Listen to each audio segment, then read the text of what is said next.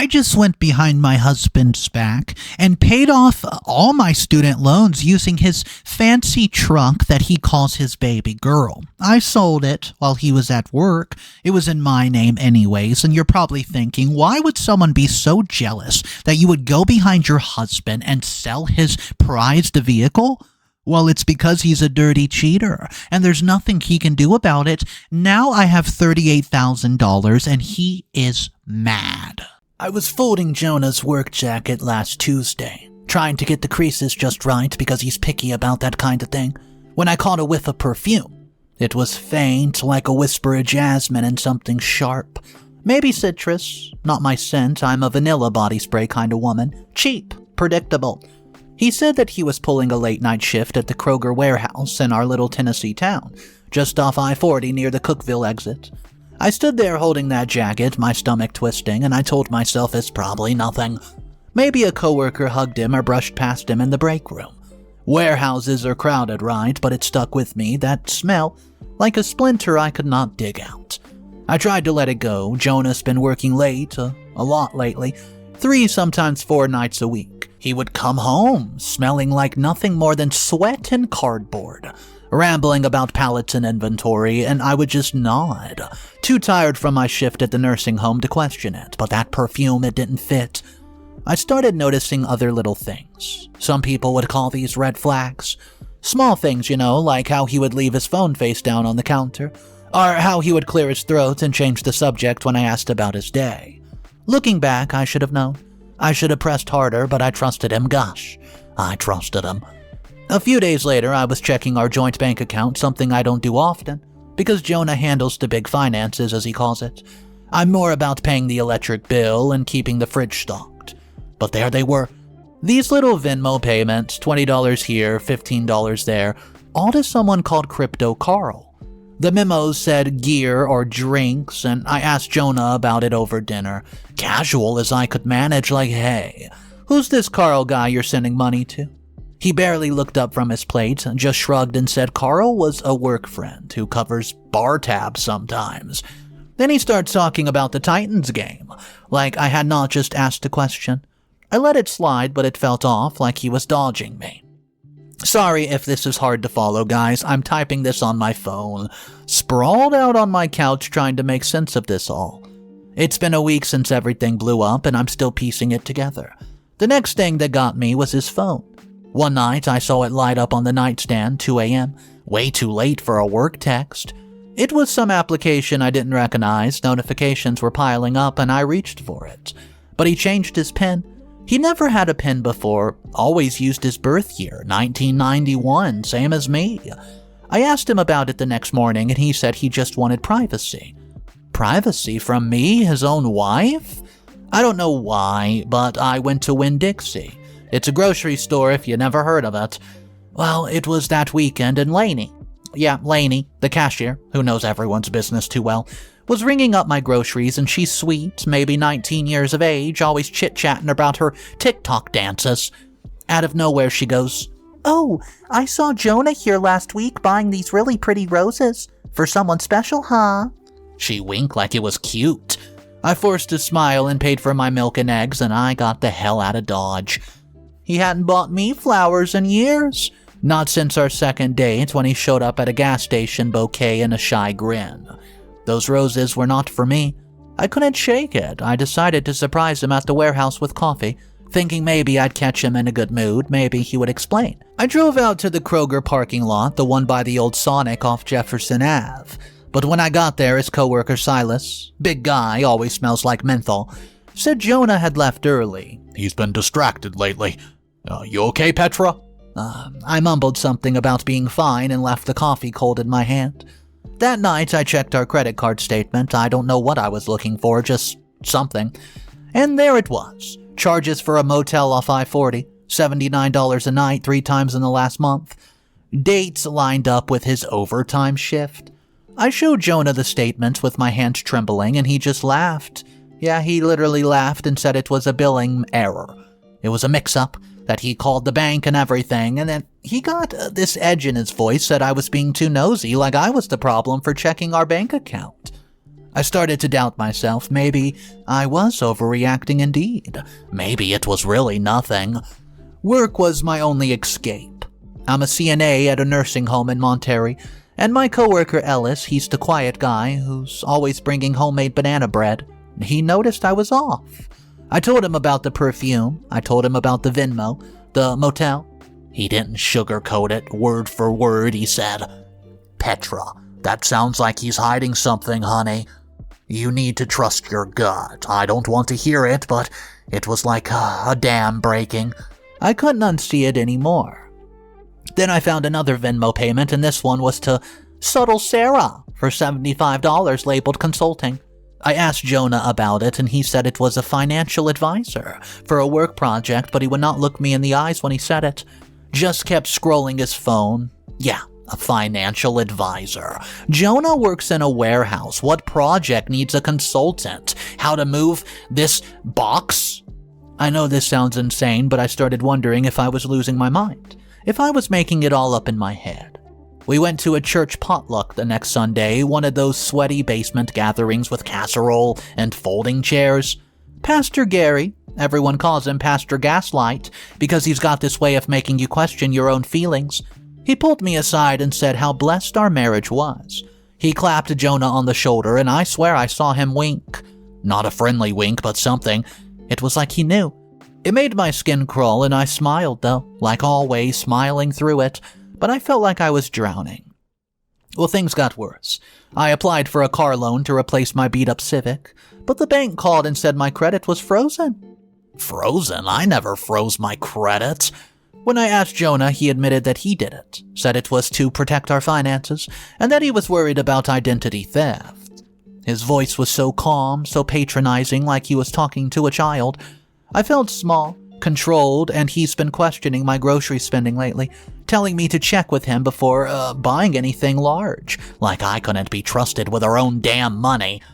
A neighbor, I'm just going to call her M, who walks her corgi past her house every morning, she mentioned that she's seen Jonah's lifted F-150 parked at a dive bar off Highway 70 at midnight.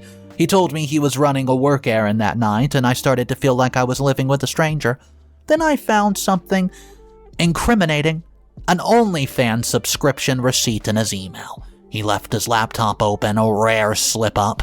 It was tied to a secret account, one I didn't even know about. He even had a Gmail account there. I sat there staring at the screen with my heart pounding so hard I thought I was going to be sick.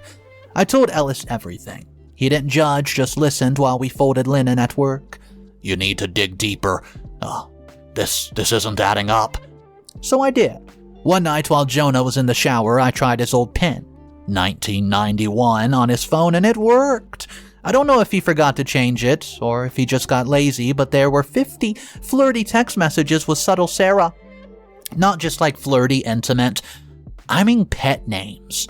Inside jokes, plans to meet at the same motel off I-40. She wasn't just an advisor, she was helping him funnel money into a secret account, siphoning our savings. Thousands of dollars have been moved. I spiraled. I sat on our couch staring at the wall, wondering if I failed him. Was I too clingy? Too boring? Had I let myself go?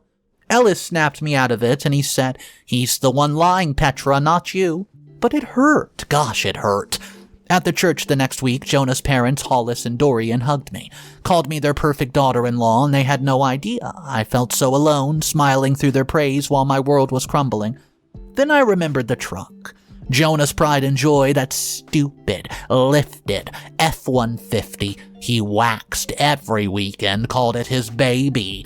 I co-signed the loan years ago, and the title was still in my name.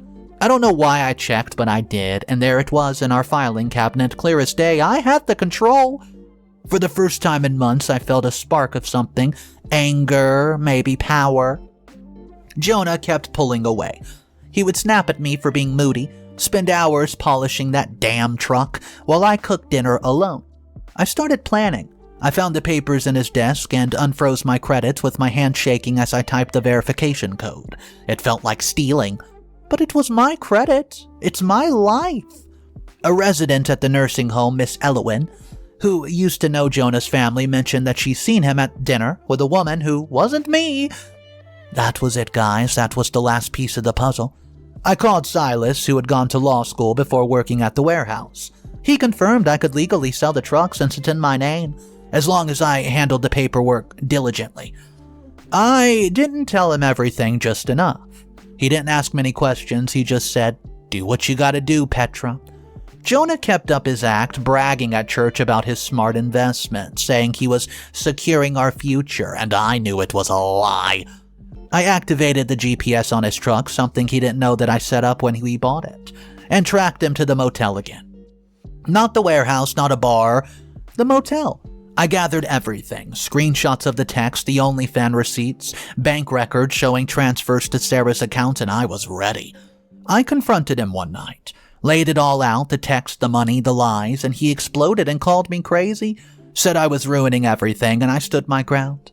My voice was shaking but steady, and I said I know about Sarah. He froze, then stormed out, slamming the door so hard a picture fell off the wall. Ironically, it was our wedding picture.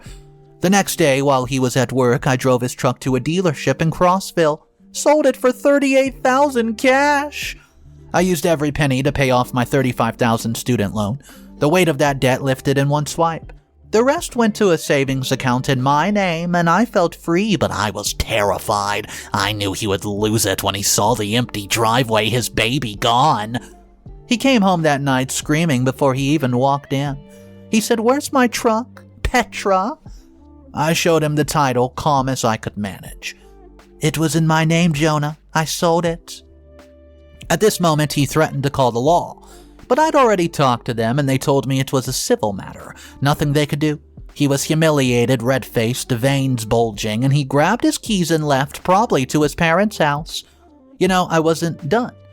I emailed the OnlyFans receipts and all the screenshots of his little text messages with Miss Sarah, and I gave it to Pastor Gaslight, the head of the church, and all the elders. I didn't care if it was petty. Our whole town goes to that church. They need to know who he really is. The elders banned him from the church activities, the youth group, the finance board, all of it. His parents called me sobbing, saying I was spiteful that I ruined their son, but I felt justified. He'd taken so much from me, my trust, my savings, my peace. I wasn't the villain here, was I? Jonah's life fell apart after that, and he had a meltdown at an HOA meeting, ranting about my betrayal until they banned him from the board. Word spread fast in our little small town, and I heard he moved back in with Hollis and Dorian, jobless after Sarah drained his secret account. I don't know all the details, just whispers from M and Lainey. I got a better job at a nursing home in North Carolina. I used my unfrozen credit to buy a new car. It's just a little Kia, nothing fancy, but hey, it's mine. I moved out last month, left Tennessee behind, and I'm debt-free now, living in a small apartment with a few, good windows that overlook the Blue Ridge Mountains. It's quiet here. I'm starting to feel like myself again, but some nights I lie awake wondering if I went too far. Selling the truck, exposing him to the church, it felt good. It felt like revenge, but it left a scar, and I don't know if I'm proud or ashamed, honestly. I still don't know if I'm the villain here or if he is. But you know what? I'm free, and that's enough for me. I'm not going to post again unless something crazy happens, but like I said, it's over now. Oh my gosh, what a revenge story. I hope you guys enjoyed today's revenge story, and if you want daily revenge stories, the best way is to subscribe to the channel, because starting today, I'm posting revenge stories every single day. This was the first video back in a while. Did you miss me? Anyways, guys, I want to check out this comment. Some people did not agree with this comment, but a lot of people did. Let me know what you think about it in the comment section down below. Here it is from TNT Truth Seeker 38. OP, I'm sorry for what you went through. Jonah's behavior sounds absolutely awful, and I get why you were hurt, but honestly, I think you took it way too far. Selling his truck, emailing his private receipts to the church, that's not just revenge, it feels like you wanted to destroy him. I get it, he cheated, he lied, we know, but you had other options, girl. Why not confront him with a lawyer first, or at least try marriage counseling before torching his existence? You say you're not the villain, but going nuclear like that makes it hard to see you as the hero. Usually people that post stories like this have multiple updates, but you just went nuclear from the get-go. You could have divorced him quietly, kept your dignity, and moved on without dragging his name through the mud in a small town where gossip sticks forever. You ruined his life. You're partly responsible for his downfall. Alright, I have to hear from you guys about that comment we just read. Do you think that OP went way above what she should have, and maybe she should have went to a lawyer first and not made his business so public by giving all his receipts to the church and basically cutting him off from his family, the church, and getting him fired? I want to know your thoughts on that. Or do you think, no, this guy was a dirty cheater. He was siphoning her checking account without her knowing and putting it in a secret check account just so he could give money to his mistress. He wasn't even planning on running away with her. He was just giving money to her left and right. I have to know your thoughts on this one, guys. I know it's been a while since I've posted on this revenge channel, but just so you know, I'm going to have a revenge story every single day now. So if you're not subscribed and this just popped up in your news feed, and you might want to check down below, see if you've clicked that subscribe button. If you haven't, go ahead and click it now. Guys, I'm glad you enjoyed today's video, and if you didn't, let me know down below. I read every single comment, and I love to see your opinions. Have a great day. I'll see you tomorrow, and even though this is a revenge channel, it's cool to be kind. See ya.